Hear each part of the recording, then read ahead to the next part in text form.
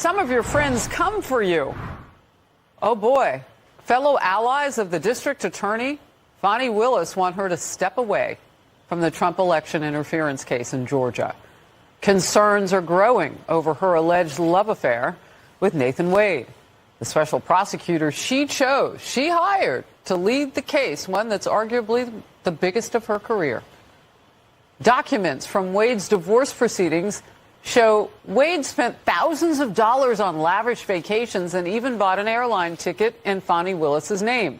And this could all come up when Nathan Wade has to testify 2 days from now in his divorce case.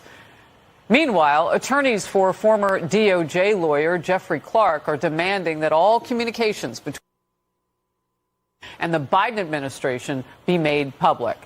They claim Wade and Willis had 2 separate meetings at the White House. And former prosecutor Andrew Cherkasky said this. I'm not sure if this is more soap opera or like John Grisham legal thriller, because the cards seem to be falling for Fani Willis. What I really want to know about those meetings is whether there was an improper purpose. Were they trying to set the timing up so that it would interfere with the 2024 election? All of these questions need very serious answers. You're sitting with someone today that actually wants to make a difference because they deserve a DA that won't have sex with his employees. Later that same evening. Hello. Yeah? I'm here for the gangbang.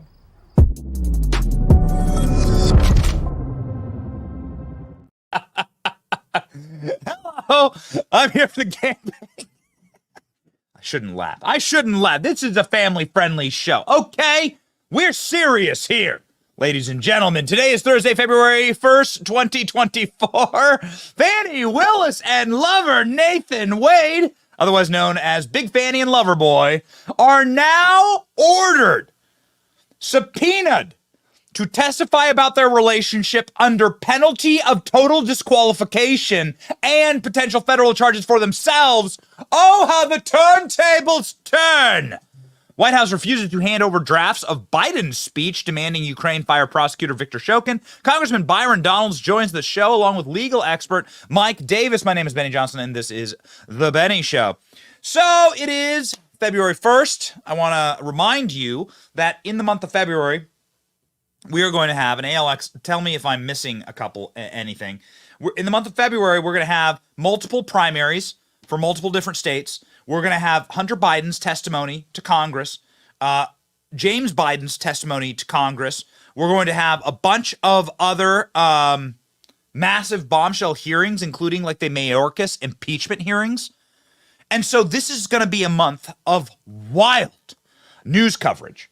We will be there for you, and we hope that you stay tuned with a Patriot Mobile device. You should want to stay locked in and connected on a device that, is run by a company that believes in free speech. I think that's very important for any company, but especially for your little cell phone there. Patriot Mobile is the only Christian conservative wireless provider. When I say only, please trust me, they are the only one. They're available on all 3 major networks, so you can get the same coverage without funding the left. Go to patriotmobile.com/Benny. Get free activation when you use the offer code Benny. Join me and make the switch today. patriotmobile.com/Benny or call 972-PATRIOT. Ladies and gentlemen, we got him. Okay? We got him. We got him.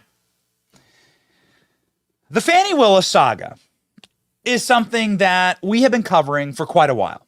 And the reason why we put our shoulder and the muscle and the power of this show into certain stories, and the reason why we avoid other stories, is because we look for the places where we can actually create dynamic change, where we can facilitate the kind of change that actually flips narratives, that causes real, lasting, systemic, and structural damage to those Marxists who are trying to erode America. I am a Native American, meaning I was born here.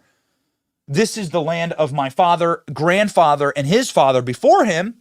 And I have a right, because I'm a dad right now, to keep this place free of big fannies. Okay, that's not really the issue. The issue, the size of the fanny isn't the issue. It's what they're doing. in case after case, they are weaponizing a judicial system and going and trying cases before political activist judges in order to destroy or to steal the fruits of another man's labor, in order to steal from you and me the ability to vote for the president that we wish to vote for, in order to try and destroy a man, an orange man, who simply wanted a better America, or to perhaps just make America great again.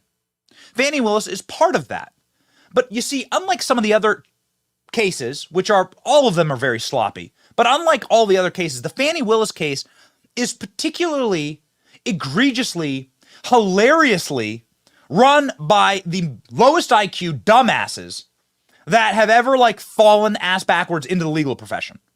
These people are so utterly incompetent and corrupt that you can just use their own words against them.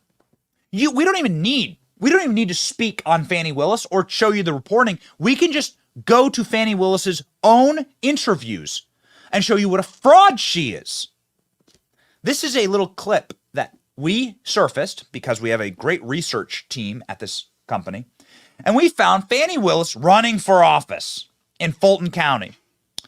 Now, in case you're wondering exactly how putrid and how rat-infested and corrupt Fulton County is, how it's pretty much just like a third world country where graft, corruption, and debauchery and degeneracy is just baked into the cake, Fani Willis's predecessor, had their own scandals and problems. Fani Willis, asked why she wished to replace her predecessor, said, "Because I won't be having sex with my staff and I won't be using federal funds for corruption." Whoa, you're going to love how this story ends. Check out this interview from the year 2020, where Big Fani gets a chance to tell you the reforms she's about to make to her office. The district attorney's office in Fulton should be the beacon of the Southeast. It should be the absolute best office between Washington, D.C. and Miami. And right now what you have is a office of dysfunction and corruption, and we deserve better. And I am the right choice to improve it.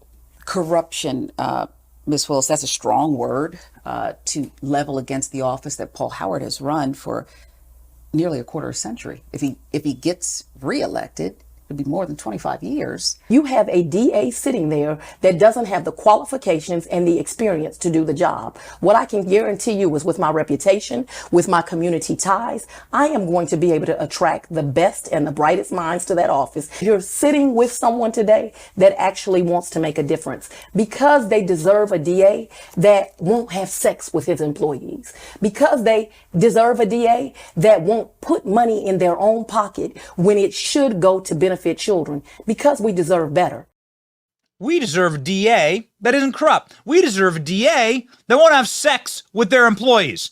Fast forward a few minutes and here we go, ladies and gentlemen. Fani Willis and a prosecutor lover, Nathan Wade, hit with subpoenas to testify about their affair in hearing to consider if they should be disqualified from Trump case.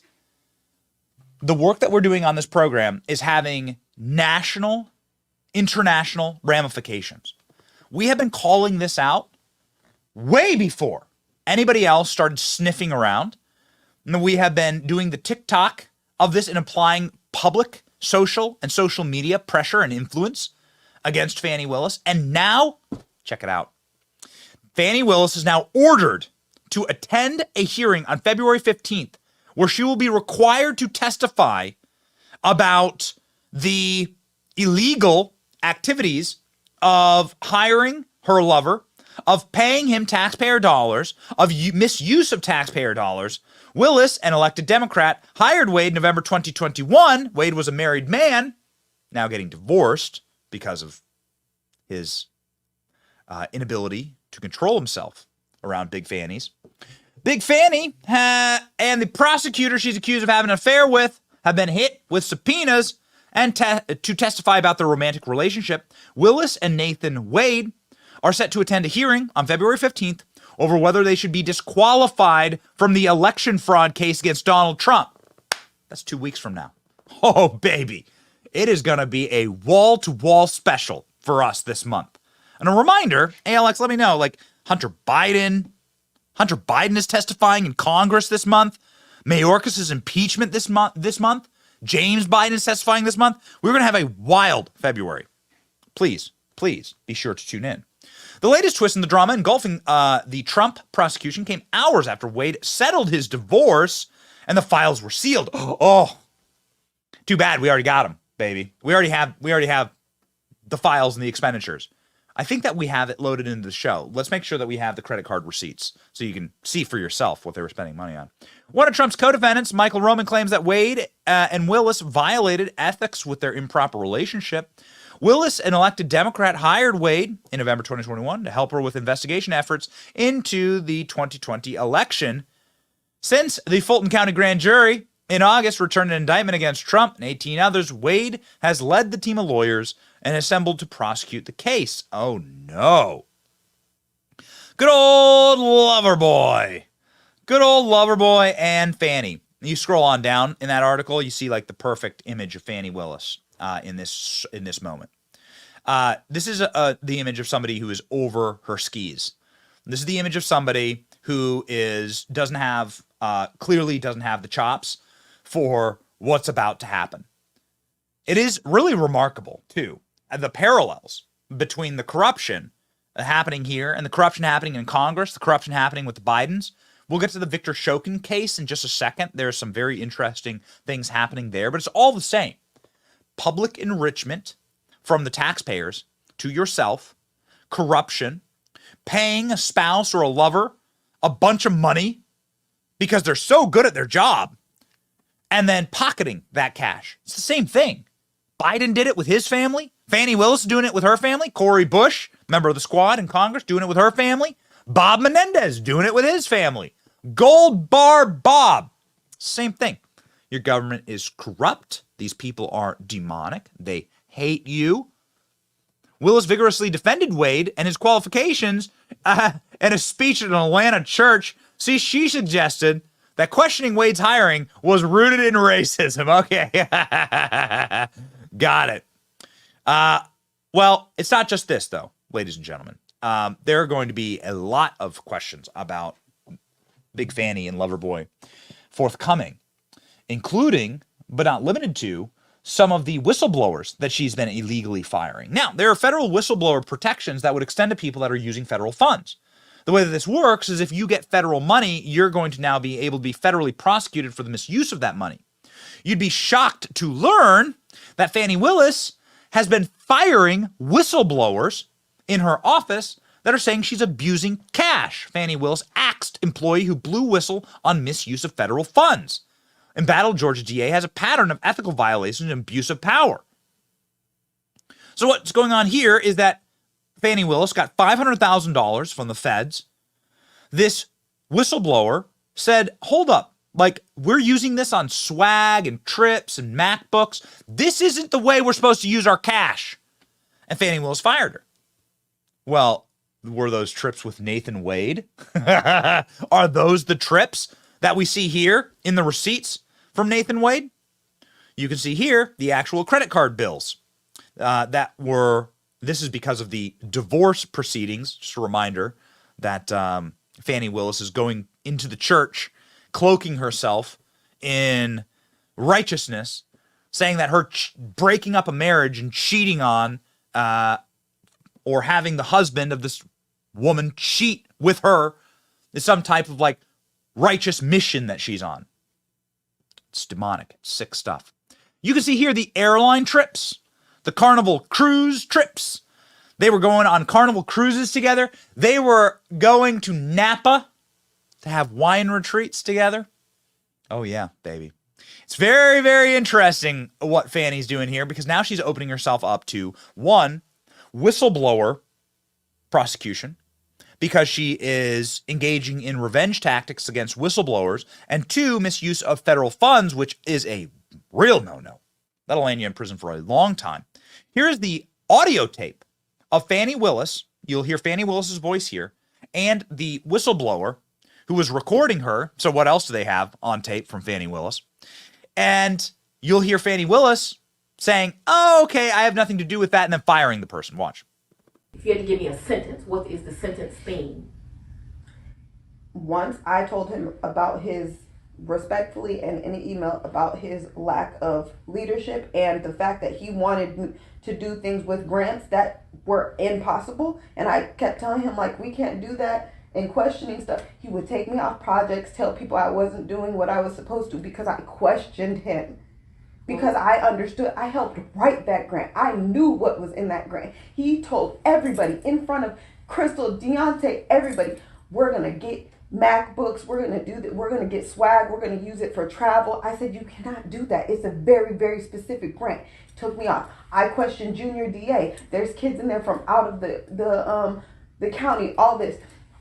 Took me off Junior DA. I did not want to do it. He made it look as if I wasn't doing what I needed to do because I questioned him. Because I knew for a fact Mr. Cutfeet respectfully did not know what he was doing, period. So I respect that is your assessment. It was clear to me that you and Mr. Cuffey were not getting along. And I'm not saying that your assessment is wrong. I want you to really listen to the words I'm saying. Listen to the words I'm saying before I fire your ass, which is exactly what she did. And there's this, what I presume to be a noble employee saying, we are misusing all these federal funds. They're using it on trips. Here's the receipts, by the way. You can see the actual trips that were being booked. They're using it on trips. They're using it on swag. They're buying themselves new MacBooks. This is embezzlement of federal funds. Fani Willis is opening herself up to a world of hurt here. There is something that you got to be really careful of, and it's when you cross lines with the feds, when you start getting federal tax dollars, those aren't free. They come with pretty serious implications, and of course open you up then to federal prosecution in all federal jurisdictions. So it's nice to get federal money, but you better be airtight when you're getting it. And airtight is not Fani's specialty, okay? Big Fani is the opposite of airtight. So Big Fani is now going to be forced to testify and face total disqualification. This will most likely end the Trump prosecution in Georgia. It'll go down in flame. This will probably end in the tossing of all of the Trump prosecution in Georgia. Ladies and gentlemen, here's the update. New legal drama for Fulton County District Attorney Fani Willis. She faces a subpoena and a lawsuit alleging that she withheld information about her relationship with Special Prosecutor Nathan Wade, the man she put in charge of the election interference case against former President Donald Trump. Steve Harrigan is in Atlanta. There's twists and turns in this every day, Steve. Dana, you're right, and the drama really is building to that court hearing on February 15th. They've both been served subpoenas, Fani Willis, the DA, and the man she hired, Nathan Wade. They're going to have to testify under oath in court and probably live streamed as well about the details of their relationship and even answer basic questions such as why was Nathan Wade hired in the first place? She's going to be asked, why do you actually need a special prosecutor when you've got an entire stable of full-time criminal prosecutors working for you that are already on the taxpayers' payroll? Why do you need to go and spend this much more taxpayer money? The investigation into the prosecutors continues to grow. At one point now, they're looking at raising questions about donors to Fani Willis's campaign. Some of those donors, business partners of the prosecutor, Nathan Wade. There's also been a lawsuit filed against the district attorney's office. Defense attorneys want more information about how and why Nathan Wade was actually hired. And keep in mind, too, official investigations underway into the two and the nature of their relationship by Republican lawmakers, both in the Georgia House and the Georgia Senate. So, two quick updates from Team Benny. One, I finally got a great pun that the Trump team will grab Nathan Wade by the penal code.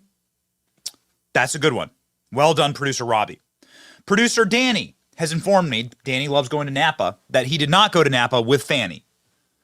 So Danny I wait to see evidence of this, but Producer Danny, who regularly frequents Napa Valley in California, says that he did not do so with Big Fani. I'll need to see the credit card statements in order to confirm that that is indeed true. But nonetheless, we do know what is true.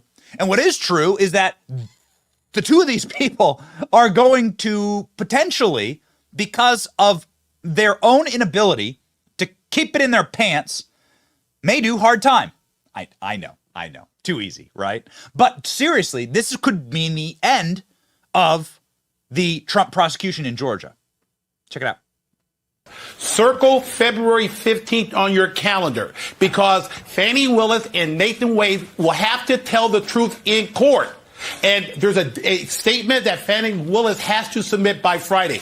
Let me be very clear. What happened in the divorce settlement has zero effect, Sandra, on the outcome of the motion to remove Fani Willis and Nathan Wade, misappropriation of public funds, the conflict of interest. All that is still in play. February 15th is the key date. So there is, when you're looking at this strategically, and you're looking at this from a battle plan landscape, there is external pressure, which is what our show is. I don't live in Georgia. I don't vote in Georgia, right? I'm not a Democrat, so I can't just vote all over the place. And then there's internal pressure. Internal pressure looks like this. When all of the residents that allegedly voted for Fani Willis walk out into the street to cheer on Donald Trump. This is a clip that they don't want you to see. They are very angry that we have this clip. And to my knowledge, I'm the only show that actually ever plays this clip. This is Donald Trump leaving his mugshot that hangs proudly in our studio, to the residents that Fani Willis represents, cheering for him, saying, "Free Trump. Fani done effed up," they scream. I'm talking about they got everybody. Yeah. Check it out. They are screaming and cheering for Donald Trump in the streets. And so it leads you to ask the question, is there internal pressures to bear, meaning the people who vote for Fani Willis, that will mean the conclusion of this case, mean the destruction of this case? As we have demonstrated, Fani Willis is meeting with the White House. Fani Willis is meeting with the January 6th committee. Fani Willis is going to the White House as soon as she gets the indictment for Donald Trump. Fani Willis was at the White House 1 week after the Georgia grand jury recommended charges for Trump. We're putting all of this together. We have all of the data and all of the information. We have the receipts. Remarkably, Fani Willis also met with the January 6th committee. Why the hell would she do that? You know why.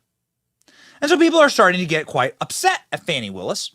And internally, so in her district, amongst her own voters, Fani Willis is getting some pretty savage pushback. Now, we've played you a couple of residents who have come out and screamed at Fani Willis. But I dare say that,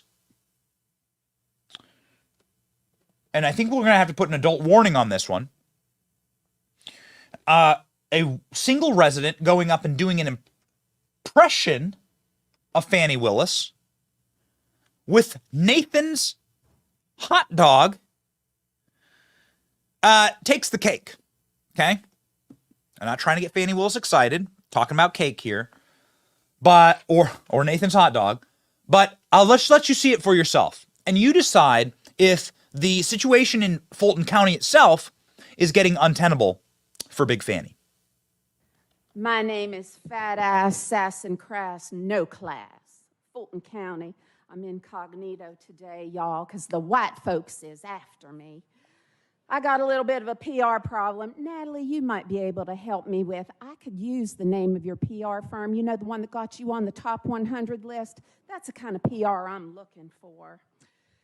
You know, I know you'll understand that nothing and nobody comes between me and my Nathan's hot dog.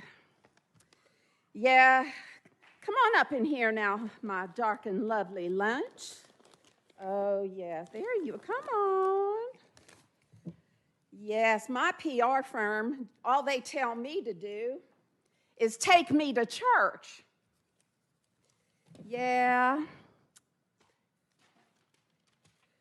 Take me to church, I worship you, dog. You're the light of my life. Please forgive me my sins, but I would fall on a knife. You are my destiny, baby. Good God, just get rid of your wife. Take me to church, I go to work. I get my freak on. Take me to church, I write a check. They let me say a few words.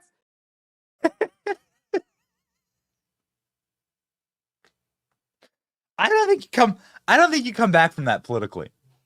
I'm not sure how you recover. I don't know. I do know this, that Fani Willis is having internal and external pressures that are going to result in her being disqualified from this case. It is too corrupt. The corruption, Alexander Solzhenitsyn, the biographer of the Soviet Union, a man who was locked up in the gulags, wrote the Gulag Archipelago. He talks about systems like this that are so corrupt that they actually topple from the top down. The corruption is so systemic that it actually makes the structure untenable. So the structure actually implodes. And that's what you're watching right now. There's so much corruption, it can't continue. And that's why you have a lady flopping around Nathan's hot dog singing, You've lost the populace. You've lost the plot. You got nothing left. And so when you have a situation like that, it's required that you need to call on a higher power. Now, of course, that higher power for Fani Willis would never be our Lord and Savior Jesus Christ. It would be the January 6th committee, in fact. Fani Willis, time and time again, went scurrying up to the January 6th committee in order to get dirt on Donald Trump. Now, you would assume that this would be called collusion with a committee that was actually now admittedly thoroughly designed for publicity stunts, which is what all this is. We have this stunning clip that was published just last night from PBS. In an attempt to make a documentary on January 6th, they revealed that the entire January 6th committee was a fraud. The entire thing was a publicity stunt fabricated by a Jeffrey Epstein protecting producer at ABC. It's so, and then what they do is that they take that production, and once that ends, they then shift it over to Fani Willis to continue the charade. Watch this clip, you'll be aghast. Thompson's committee had gathered a trove of information. The challenge, what to do with it. The one thing that we knew was the information that we have is compelling. The thing we needed to do was tell that to the American people in a compelling way. So that's why we brought in a former president of ABC News. Yeah, I got a call pretty much out of the blue from the January 6th committee. They wanted a storyteller. And while they were brilliant lawyers, storytelling for a mass audience is not what they do. To bring in a guy like this who would think outside the box really did prove to be fruitful. And it was Goldston who really began to envision this as, in a way, a kind of mini-series, that there would be, sort of 9 episodes, and that these episodes would tackle particular themes. Attack on the Capitol, the investigation. The first hearing was primetime television. As the nation is about to witness a defining moment, the first hearing before the country, the results of the January 6th investigation. This is an extraordinary moment in American history. When it came to that first hearing, we knew how high the stakes were. Okay. Joining us now to talk about the January 6th mini-series that was filmed inside of the Capitol, actually not the worst thing that was filmed inside of the Capitol as of late, is the great Representative Byron Donalds. Welcome to the show.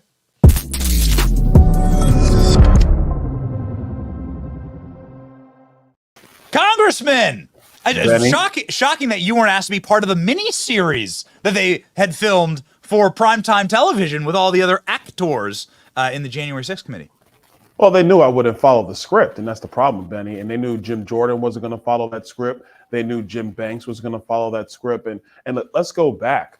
Nancy Pelosi, whenever there's a committee formed in Congress, the majority leader of whoever's the speaker, they put members up, and then the minority leader puts members up. Kevin McCarthy put up Jim Jordan, Jim Banks, several of our colleagues to sit on this committee that Nancy Pelosi wanted to form. When she saw the list, she was like, oh, no, I don't want them on the committee. She scrapped them and then basically sat the whole committee by herself. That's how you got Kinzinger and Liz Cheney on there. And so it was a joke and a circus from the start. We knew that this was nothing but a political circus. It was media. It was storytelling. And so now the facts have actually come out. And the other thing, Benny, and we're still asking current Speaker Johnson to hold them accountable, and that work is happening, is that the January 6th committee formed under Nancy Pelosi, they destroyed evidence, they deleted video, which is illegal. You're not allowed to destroy information in a congressional hearing, from a congressional hearing. They did that, and we're going to hold them accountable for that as well. What does that mean, hold them accountable? And also, I mean, listen, you've been on the show a lot. You'd be a great cast member. I mean, casting you would have been, it really is incredible because they were casting parts, right? Like that, it's changed my entire perception seeing that clip. They looked at this as a TV show, the January 6th hearings, and they admit it. They're proud of it. And no, you're absolutely right. That's what they did. I mean, I guess I'm glad that they admit it, but like, also, what a fraud on the American people. What does holding them accountable look like? Like, because we've heard that a lot, Congressman, but like, I don't know what's going to happen. Well, look, Chair Loudermilk right now, who's the sub-chair on House Administration, he's going through all this information now. As I understand it, when he's done with his investigation, there's a potential that criminal referrals can be filed and sent to the Department of Justice. Now, look, we know that this Department of Justice does not want to prosecute Democrats unless you just, flagrantly spend more than $200,000 on your own security. Quite sure we'll get to that in a minute. But the reality is that you're not allowed to destroy that information. It is the public record. It must always be retained, especially in light of the fact that you have this lawfare by these fascists. And I say fascists, and I'm not being glib, I'm being serious. They are turning the legal system on its head, destroying it just to criminalize President Trump. And in the entire time, they are the ones that are breaking the law. They are the ones who are breaking our institutions. They are the ones who are destroying norms just so they can retain power. That sounds pretty fascist to me. Yeah. Okay. So nobody wanted to watch the January 6th hearings, and also nobody wants to watch hardcore pornography that's being filmed. We found out just moments ago that nobody will be charged in the grotesque acts that were being filmed by Democrat staffers in the Senate. The cops are just like, okay, effectively now saying you're allowed, if you have a congressional badge, you're allowed to film pornography in the government buildings.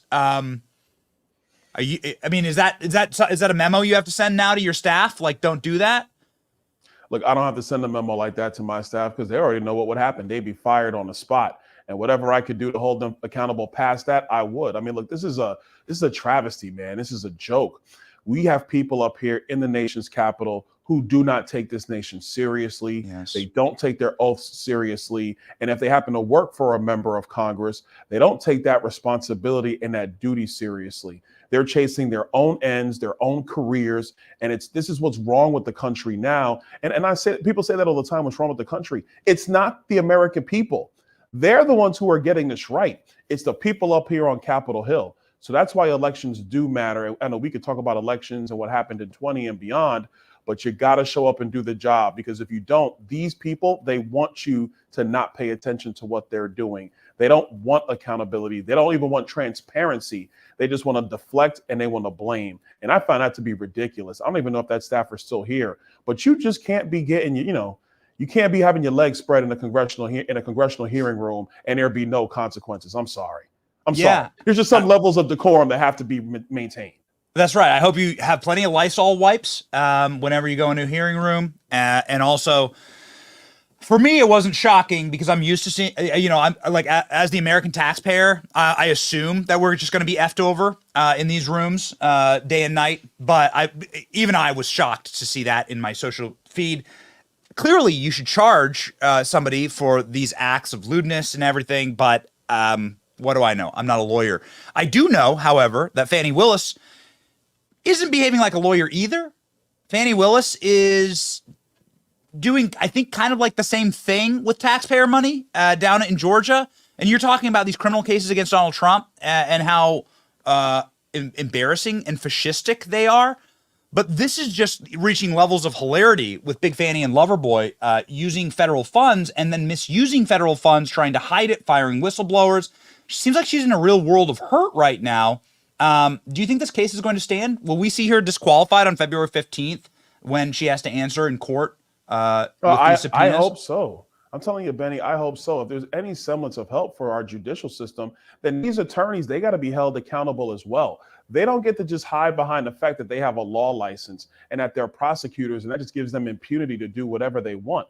That's something that people have always had issues with the justice system about. So she needs to be held accountable. And this ain't about her being a black woman or being a white man, or she's not a white man, but obviously it doesn't matter what her gender is, doesn't matter what her race is. The fact of the matter is that she was misusing public funds and at the same time is bringing this terrible, crazy RICO case against Donald Trump because, yeah, he asked questions about election procedures in Georgia.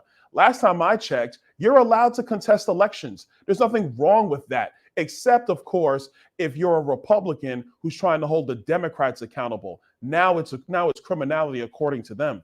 But look, for Fani Willis, listen, this is terrible. But once again, these Democrats who are preaching to the American people about transparency and democracy, they don't believe in any of that. They believe in power. And we're seeing more and more of these stories where now their dirty laundry is coming out and they want to feign outrage and then they want to go to church about it and say how they're being persecuted. No, that's a lie. They got caught. Fani Willis got caught. She should be held accountable by the system in Georgia. I do think that it's despicable that they use the podium of Christian churches in order to wrap themselves in glory and say that they're on the side of righteousness when they're breaking up marriages, misusing funds, and behaving criminally, and then going after a president for his free speech. It really is grotesque and frankly blasphemous. What isn't grotesque is the mugshot that we got out of this. If there is one thing that I'm going to write on my Christmas card to Fani Willis, it's like, thank you, because the mugshot not only hangs in our studio, but also now the mugshot is multiple big-time rappers have had Donald Trump's mugshot like tattooed on their body. Do you think that this is the greatest backfire in the history of politics? Like, this is now, you've now made like Trump super gangster. Look, first thing, Benny, I love President Trump. I'm not getting it tattooed on my body. Love you, Mr. President, but that ain't gonna happen. But look, I think to a broader point, what they've done here. Oh my gosh, that's Little Pump. Benny, this is Little Pump. This is the newest one. Quavo also got. Lil Pump got a lot of tattoos, man. But I'm good. But that's not gonna be me. But look, what they've done, even from the first indictment, is that they have made him a living martyr. Because you see how disgusting these people truly are. And if you're not in politics, if you don't really pay attention to this stuff and you see this, you're like, man, what are they doing? Are they serious? And the longer this goes, you think about how much more ridiculous it is when you compare that to the disaster that is Joe Biden and they try to prop him up. So, yeah, I think this is all backfired. I mean, look, I know the president believes it's the most perfect mugshot ever in creation. And because he's going to become the next president, I actually agree. It's the most perfect mugshot in the history of creation. But these people are nuts. They are rabid because if they have to actually answer for their own policies and explain what they're doing for the country, they simply can't. So they got to demonize everybody else. Yeah, and it really does seem like it's backfiring. It seems like there's a cultural moment. You got The Rock coming out and praising Trump. You got Snoop Dogg coming out and saying he loves him. You have rappers getting massive tattoos of his mugshot. I think the backfire is officially here. You're very close with Trump. Last question. What's on the, and I know that you're not going to get one of these. That's fine. I don't think my wife would let me get one either, but what's the state? You speak with Trump all the time. What's his attitude right now moving forward? What's the strategy? Man, just getting this primary race over with. I mean, look, Nikki Haley, I just don't get it. I mean, I know the donors are giving her money, but come on, man. You're not going to win in South Carolina, Nikki. We all know this. The new polling came out. You're down 35 points. Let's get this thing through. The president is focused on November. He's focused on getting Joe Biden out of that White House. And of course, unfortunately, having to deal with these stupid cases in New York and Georgia and here in Washington, D.C., because these Democrats, listen, I'm telling you, there are good Democrat voters, Benny. They're good people around the country. But these Democrats in party leadership, these people are nuts. They are fascists. They want to have power, and they don't care what they got to do to keep it. So we got to beat them in November, and then we got a clean house up here on Capitol Hill. The president's focused on all those things. Byron Donalds officially not getting a Donald Trump mugshot tattoo as of time of publishing right now. That'll be the headline. Godspeed, Congressman. You have a lot of demons to fight up there. Go slay 'em, man. Thanks, Benny. Take it easy.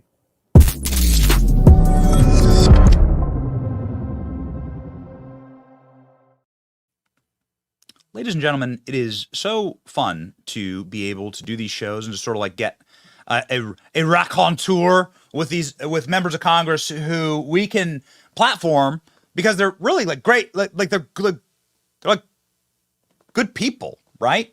Like you have this great crop of new young leaders that are coming up, and they got this great energy, and they're like kind of funny, and they like don't take any bullshit, and they're able to juke and jive, and they're just a different style of Republican. It's like it's really good.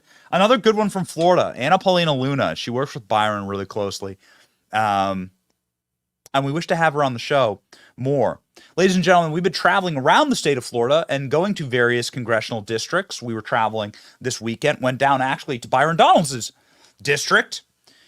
This travel, of course, for someone like me, and I like to travel with my kids. I hate being away from my family. That means that my kids literally take any doorknob, any doorknob. Do you have kids? They'll like lick the doorknobs. Okay, I'm not gonna do it, but like they'll like lick doorknobs. They'll eat food. They'll find a French fry. They'll just be wandering through a restaurant. If a French fry's on the ground, that's free French fry. Bam, eat it.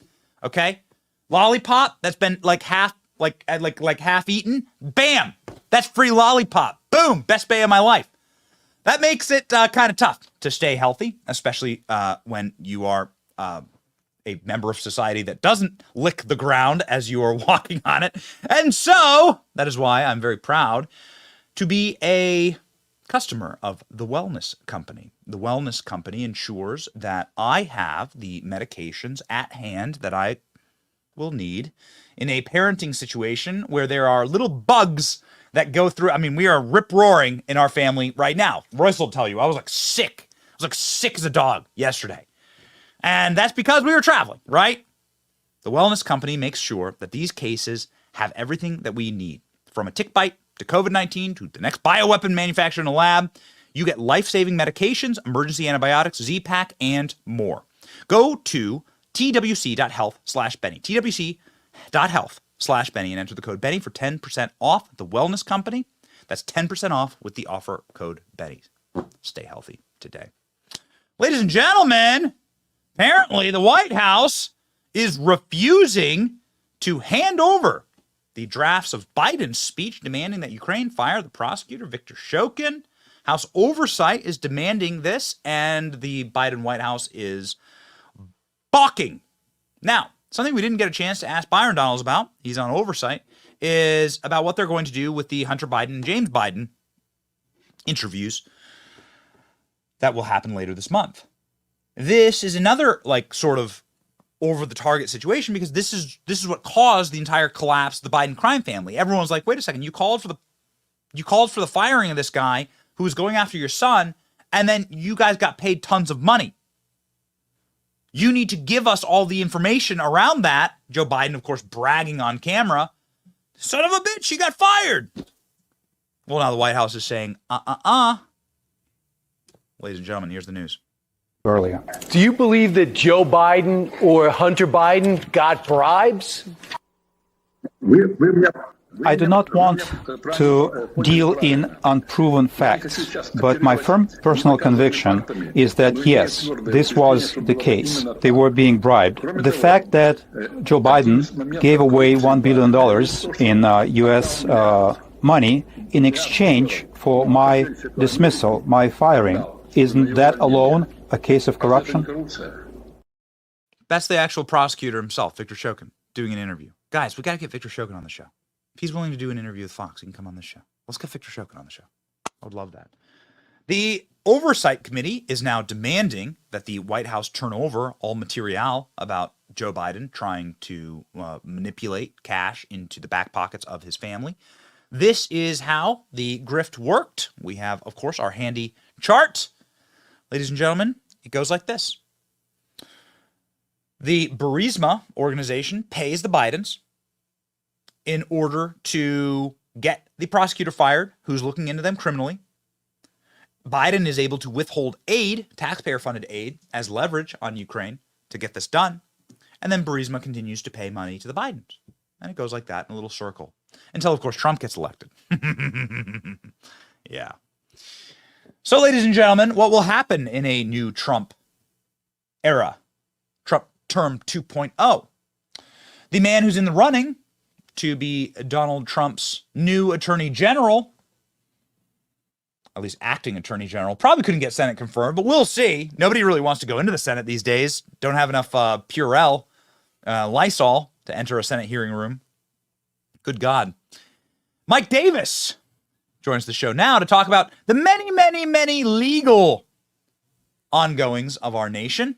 Mike Davis is the president of the Article 3 Project and a strong ally of President Trump.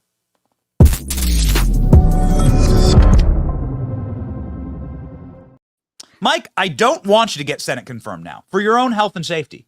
Actually, I don't want you to have to sit in a Senate hearing room for 19 hours. If you were to be nominated as Attorney General, I would be fearful for your health.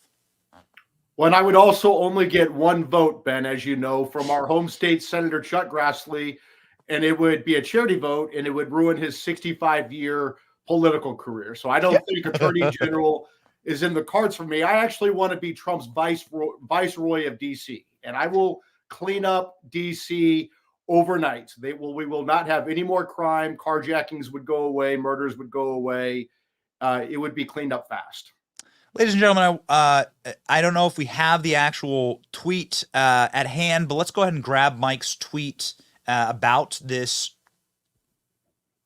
recent news with the Capitol Police saying that they're just not going to charge the staffer for filming hardcore pornography inside of the Senate. Mike, I just wanted to give you a chance to break this down from a legal perspective, because there's a lot of people dunking on it, right? Oh, you're going after January 6ers, but you're not going after this guy. But nobody's like coming at it from a legal perspective as to why or how or what you should charge this individual for.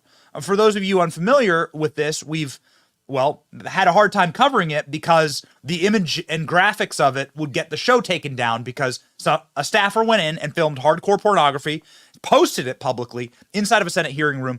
And now, at time of recording this show, the Capitol Police came out and said, we find no reason to charge this person. They're going to walk free. Meanwhile, Jacob Chansley gets locked up for 3 years in solitary confinement for praying on the Senate floor. So you can film hardcore pornography in the Senate. But if you pray on the Senate floor, then of course you go to federal prison. And so, Mike, I'd like for you to talk through what should the Capitol Police have charged this individual with? Well, this is truly outrageous, and this just shows that even the Capitol Police has now been politicized, where we have clearly two systems of justice, even inside the Capitol. Just imagine if a Republican staffer brought people in and filmed a hate rally in a Senate committee hearing. Do you think that there's any chance that the Capitol Police, working with the Senate Sergeant at Arms and working with the Biden D.C. U.S. Attorney Matthew Graves, you think there's any chance they wouldn't find crimes? There are obvious crimes here. I was a top Senate staffer. I was the chief counsel for nominations on the Senate Judiciary Committee. I ran like over 70 hearings and markups in the Senate.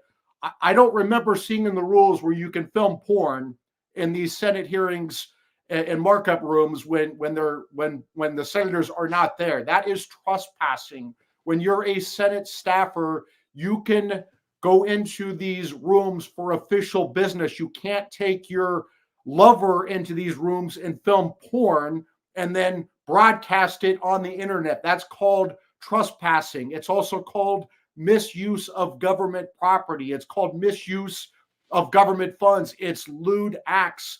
It's indecent exposure. And the Capitol Police put out this idiotic statement that these two guys pleaded the Fifth Amendment and they didn't speak.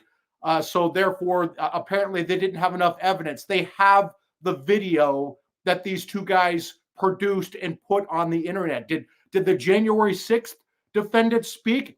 Many of them did not. No, they still rounded them up for trespassing because they had the video evidence. This is a cover-up, and they're clearly covering up because these are Democrat staffers who got caught. Yeah. So you think this is because one of these guys has a profile photo with Joe Biden, appeared in Joe Biden campaign ads, things like that? Yeah, I mean, this is clearly political. Look, Ben, if we held a rally against immigrants inside a Senate hearing room without permission, we would absolutely be charged with trespassing. And it's just ridiculous. This is so blatant. This is so obvious. That's separate from the lewd acts, the indecent exposure, the fact that they broadcast their pornography on the internet. It's a misuse of government property. It's a misuse of government funds. And the fact that Capitol Police aren't going to do a damn thing about this shows that the Capitol Police is now compromised by political leadership.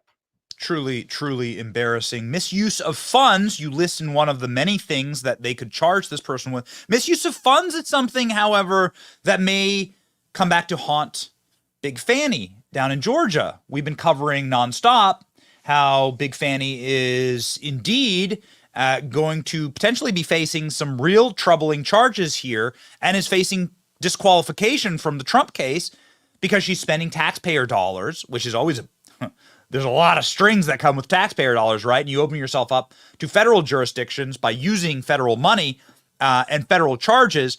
She's using that money on laptops, swag, vacations to Napa, Carnival Cruise Lines with Loverboy, but then also firing whistleblowers in her office that are saying this is all going on. This seems like it may be a very, very bad deal for Fani Willis. Maybe we'll have to see Donald Trump in office to see charges against Fani Willis, but I presume you've been covering this case and watching it closely. Can you give me your legal perspective on what's happening in Georgia? On January 10th, 2024, more than 2 weeks ago, Congresswoman Marjorie Taylor Greene sent a criminal referral to Georgia Governor Brian Kemp and Georgia Attorney General Chris Carr to exercise their statutory power, their statutory duty, and open a criminal probe on this Democrat Fulton County DA, Fani Willis. She allegedly used COVID funds and Fulton County funds to illegally hire her unqualified secret boyfriend who has never tried a felony case to bring this political, unprecedented RICO felony case against President Trump and 18 co-defendants.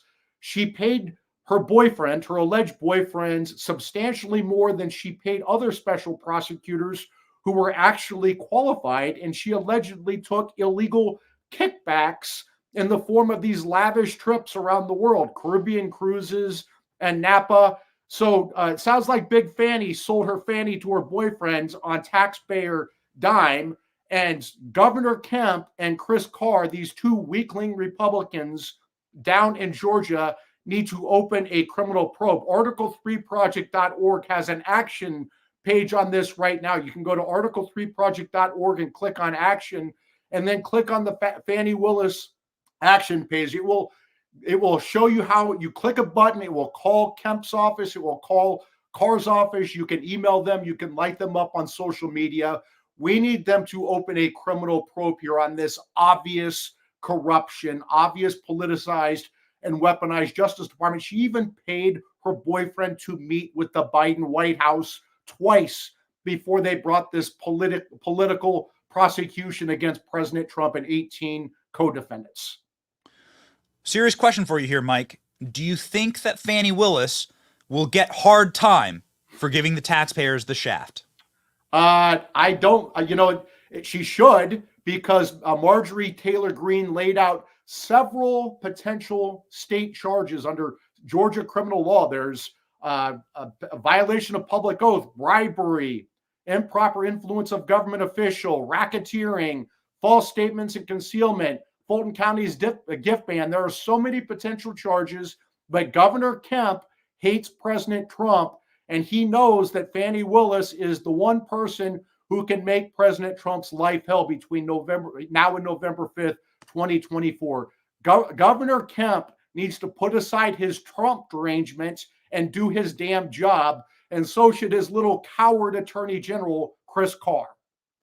It seems like if Fani Willis got an opportunity to face a Trump Department of Justice that was actually focused on justice and not on equal application of the law for political gain, that the misuse of federal funds and then the firing of whistleblowers that tried to alert those to the misuse of the federal funds, she would be facing potentially federal charges here then.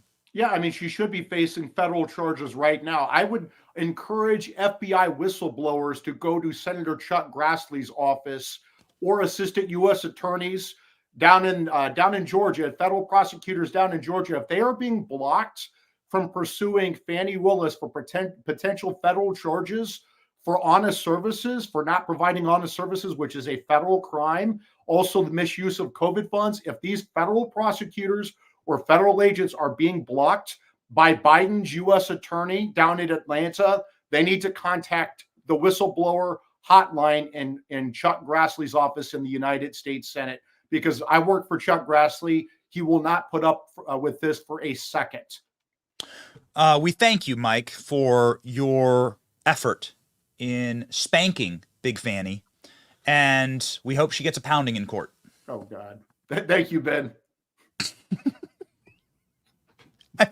I've been sprinkling in the puns the whole interview, and we finally caught up. Okay, so final takeaway.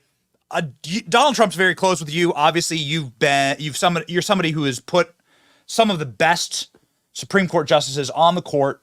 The court has a number of big cases that lie before it, but specifically the question about taking Donald Trump off the ballot. Now, nobody in America knows the thought process of Donald Trump's judicial nominees better than Mike Davis. Mike Davis, he won't brag on himself, but he is solely responsible for getting the Trump justices on the court. And so, Mike, I ask you, what are we going to see the court do on the questions of removal of Donald Trump from the ballot? I mean, this should be a 9-0 case. It probably won't be, because the 3 Democrat justices on the Supreme Court are they're so blinded by partisanship. This should be 9-0. This is a very easy case. If you want to disqualify an office holder under the 14th Amendment passed after the Civil War to guarantee due process and equal protection to the freed slaves and voting rights to the freed male slaves, they added Section 3 to the 14th Amendment because you saw Confederate sympathizers who engaged in insurrection or rebellion during the Civil War were winning office and undermining the post-Civil War Reconstruction effort. And so what you have to do under 155-year-old case law by then Chief Justice Solomon Chase is Congress has to pass a federal criminal statute for insurrection or rebellion, which Congress did more than 150 years ago. You have to bring federal charges. Jack Smith would have to bring federal charges for insurrection or rebellion, which he has not done, despite bringing charges for just about everything else, because the evidence does not exist. How many insurrectionists go unarmed into a nation's capital, get to the Senate floor, walk through velvet ropes, follow police direction, and don't burn down the damn place? January 6th was a lawful protest that got out of hand and devolved into a riot. It was not an insurrection, or Trump would have been charged with insurrection. But you bring federal charges for insurrection, a federal grand jury indicts, a federal jury finds guilt with the evidence beyond a reasonable doubt, a federal judge convicts, that conviction is upheld on appeal. That's the only way to disqualify under Section 3 of the 14th Amendment. And that is such an easy case for the Supreme Court to resolve. When it comes to the Texas barbed wire case, many people had their eyebrows raised a little bit by Amy Coney Barrett. I just wanted to get your snap take on that because I haven't been able to ask, and I'm actually interested to know. Yeah, I'm dumbfounded by this one because Amy Coney Barrett just 2 years ago put out this statement saying that they shouldn't decide these merits cases on the emergency docket, or what the Democrats call the shadow docket.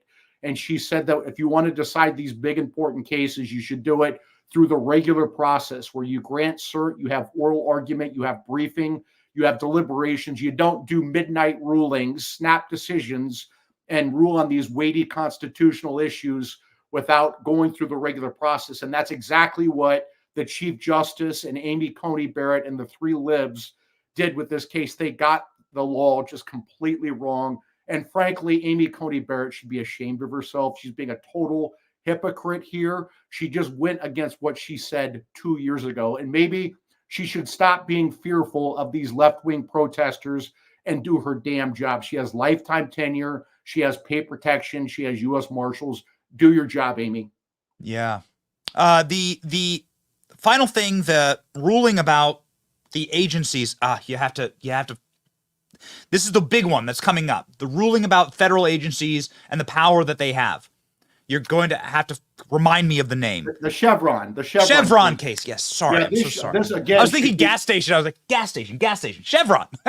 This should be a 6-3 case because there's no reason the libs will go along with this.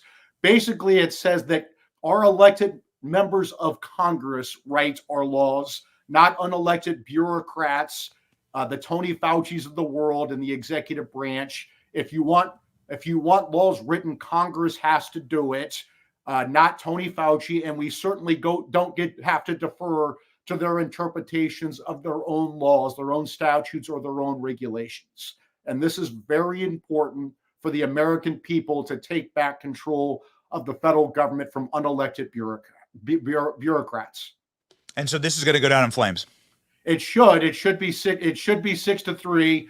Let's hope that our weak sisters like the Chief and Amy and others find their backbones for this, because this is such an easy case. Maybe the Democrat protesters can go outside of their homes for the next 2 weeks and they'll cave like they just did on this barbed wire fence in Texas.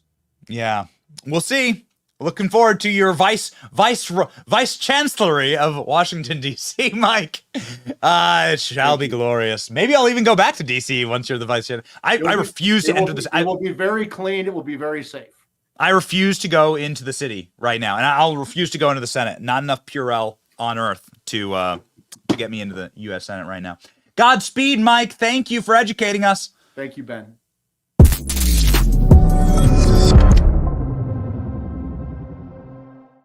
So we don't like Joe Biden. We think that Joe Biden sucks, and we think he's the worst resident of the White House in a long time. We know that Joe Biden isn't actually president. We know that the real president is Barack Obama in his silly dad jeans in his basement on his iPhone running the government. Like, that's obvious. Joe Biden is staffed and flanked on every side by Barack Obama acolytes. Barack Obama himself has straight up said the best way to run for president would be to have some meat muppet who has like a very, very low brain wavelength standing there with an earpiece in. There's a literal clip of Barack Obama saying this. And then I can just call the shots from the earpiece. Oh, man. Is Joe Biden wearing an earpiece? So that's what Barack Obama said. Barack Obama's clearly running the country from the basement of one of his private island mansions. He lives on a private island on the East Coast in Martha's Vineyard. He lives on a private island on the West Coast in Hawaii. And so, beachfront mansions, of course, because global warming.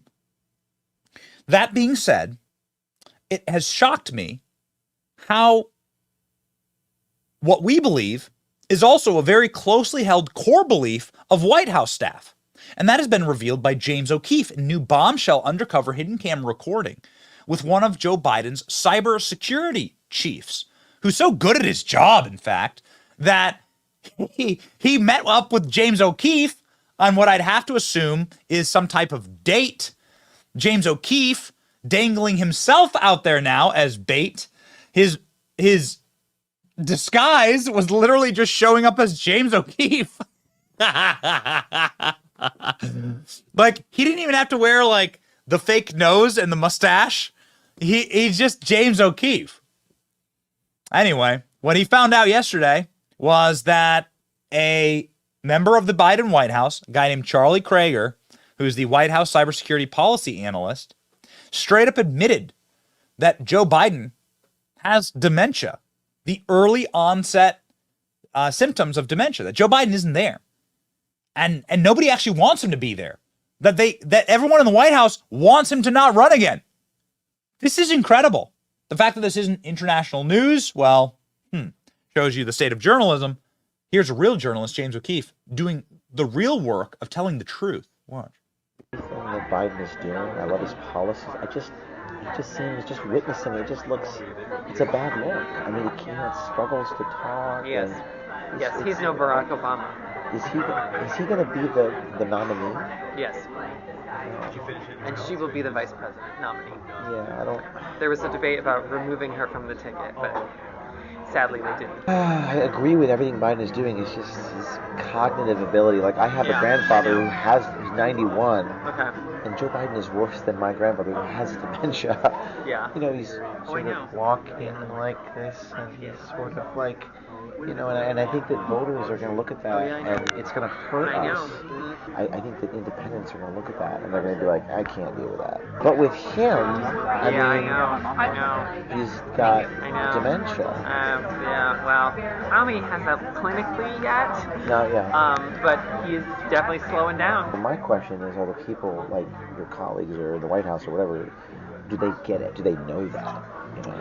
I think that they probably do, but no one in modern history has ever said, like, we're not going to renominate the president for a second term. That just hasn't happened. Do they know that he has those issues? I think so. But they're not willing to say it. Shows it. And, they're not willing to say it publicly. Oh, yes, we're not going to renominate the president for a second term. Oh, yes, he has issues. It's really remarkable how bad these people are at their job. Like, praise the Lord, I say. Praise the Lord. Because these people are so bad at their jobs. This is the cybersecurity expert at the White House. Doesn't know James O'Keefe in glasses. He's not even wearing a disguise. You follow James's career. James will be, by the way, on the show tomorrow, talk all about this.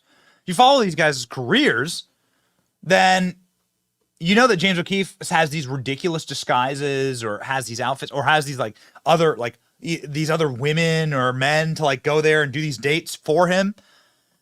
This is just James sitting there having this discussion, and this guy's spilling state secrets about how nobody believes that Joe Biden is alive in the White House. How he's like a microwave warmed over meat puppet. It gets even worse for Kamala. Listen to this. Well, why Kamala not? Harris says she's not popular, but you can't remove the first black lady to be vice president from the goddamn presidential ticket. Like, what kind of message are you going to send to, like, all the African-American voters? So that's the reason why they won't remove her. That's what I think. How would you spin that? People would be like, what the f***? Like, she's a woman, and she's multiracial, and she's like... But she's not popular. Charlie says he's seen, in the executive office of the White House, people talking about how Kamala Harris hemorrhages black staff. Kamala is so unpopular. The New York Times did an article about how she hemorrhages black staff. She can't keep black staff. They quit on her in mass. She hemorrhages black staff? Yeah, there's a New York Times article about it. It went, like, people sent it around at the office, and everyone was like, oh, why don't they like her? Then the subject came up about replacing Kamala Harris and Joe Biden. I think they need to get rid of him or get rid of her. Yeah. But I don't think they're going to do that. They need to get rid of him, or they need to get rid of her. Or maybe both of them. Joe Biden has dementia. I love this guy. like, wow, super based, dude. Yeah, good for you. Totally. You must be watching our show. You must watch the Betty Show. Thanks for subscribing, bro. How does James O'Keefe do it? Well, dates. Like dating apps, actually. That's how he does it. How James O'Keefe does it. Yeah, hopefully James isn't filming any videos in the Senate. But nonetheless, he's undercover and actually doing real work. The real job of a journalist, the way the First Amendment is written, is that the journalists sort of protect the population against the powerful. The way it's been inverted is that now journalists are little Praetorian Guard for their powerful little slave masters, like Jeff Bezos, whatever billionaire happens to own your news outlet, that you then protect them and their rich friends. It's the opposite of journalism. It's actually activism by the billionaire class, the oligarchs, and the state against us. We're the enemy. Doing stuff like what James is doing used to be called and used to be championed as first-rate journalism, and now you see a total blackout. I don't think even Fox News is covering this bombshell report from James. By the way, like James has this guy's like full pedigree on LinkedIn and everything. This is legit. This guy works in the White House with Joe Biden. James Kruger. And so it is so important to have independent journalists. James again will be joining the show tomorrow, and we'll ask him all about this. He has more video coming today, and so we think it'll be very, very spicy tomorrow for the show. We have some other very exciting things for this weekend. If you believe that it is important to have shows that aren't corporately owned, where there's no paymasters who tell us what to do every morning. Royce, does anybody come in? Does some guy in a suit come in and tell us what to do any morning? Nope. No. Okay. Rolls Royce is sitting here in the studio with me. He would know. ALX and Robbie are sitting here in the studio. Can you pop them on screen? ALX and Robbie, my producers, are sitting here with me. Royce, does your camera work? There you go. Does anybody come in and tell us what to say every morning on the show? Never. No. Do we decide what we're going to talk about and have a damn good time doing it? Every day. Every single day. Every single day. And ladies and gentlemen, we're so free on this program, Robbie's allowed to wear giant pink ear cups on his head. That's how free we are here. ALX is able to have the proper constitutional flag behind him. So that's it. That's it. If you wish to support real journalism, if you wish to support our growing team here to provide real news and access to non-corporate information that has been approved by our overlords, please consider joining the Benny Brigade. By joining the Benny Brigade, you directly support us. It costs less than a Happy Meal per month. And you allow us to be able to hire excellent talent like our producers on screen that are making the show so much better and are bringing in these incredible guests and bookings to inform you and me at the same time. You'll also get the greatest keychain known to man, the Salty Army keychain, with all of the salt attached. We should probably send them in like a box of salt, actually. We'll work on that. But the greatest keychain known to man, made by craftsmen and leathersmiths, we'll send it to you for free. It has the Salty Army tank on it, and you will know you will be a member of the Benny Brigade. You will keep us free and independent and keep us rolling forward. We march forward, and we do so with the knowledge that we have an army at our back. We are happy warriors. We are happy and joyful because we know the victory will be ours, regardless of whatever may happen in this temporal world. We stay grounded with our verse of the day, Matthew 10:26. So have no fear of them, for nothing is covered that will not be revealed, or hidden that will not be known. Your sins shall find you out, okay?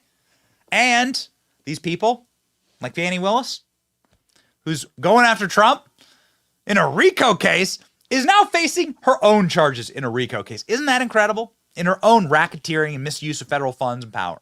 Isn't that incredible? You just have to sit back and watch God work. And that's what we do on this program. God bless you. We are fighting right alongside of you. My name's Benny. This is The Benny Show. See ya.